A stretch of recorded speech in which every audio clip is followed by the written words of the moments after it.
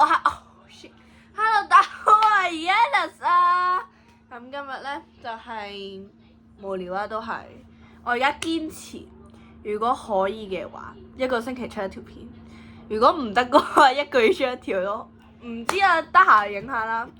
真係最後想同真係傾下偈啦，當你係我啲朋友啊，即係嗰啲聽下心啦。喺2016年咧，我學咗好多嘢啦。我例如學咗作曲啊、作詞啊嗰啲嘢啦。作曲我係好多作曲嘢㗎嚇，俾大家睇下。sorry， 呢個唔係，就係啦，學咗好多嘢啦，都學識咗同自己相處啦，仲學識咗一啲不必要嘅人。如果你有啲人會令到你唔開心啊，令到你做唔到自己咧，就可以去放棄啦。但唔係咩都去放棄下，我哋大家聽下我整嘅嘢。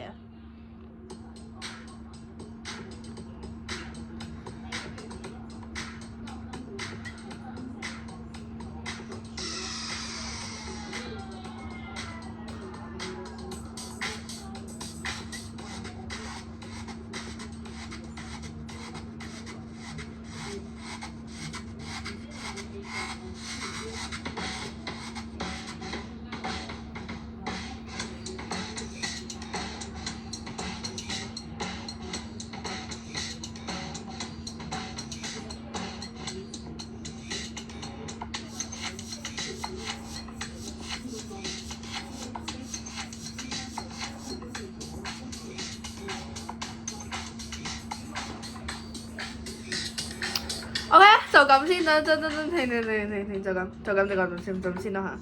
呢個就係我最近學到嘅一個新嘅樂器啦，就係我好中意自己，即係我好中意一啲我即係，因為我就係一個好中意嗰啲好 hyper 嘅一啲音樂嘅人啦。同埋咧，我學識咗作詞啦，作詞又唔方便俾大家睇啦。希望係咯，希望我哋 channel 有個新嘅歌啦，有歌啦。之後像我2026年都瘋狂咁練跳舞啦，同埋瘋狂打排球，隻手又整到啊！之後隻手篤魚蛋都未開篤魚蛋。之後咧就係咯，所以2026年我學識咗好多嘢啦，同埋其實我真係有啲嘢係想同大家講，或者同大家自己講啦，就係唔好為咗啲不必要嘅人而放棄自己嘅夢想啊、理想啊、目標啊，同埋主要係做自己咯，同埋係咯，總之係要做自己咯，就咁啦。呢段嘢就係俾大家同自己聽啊，拜拜。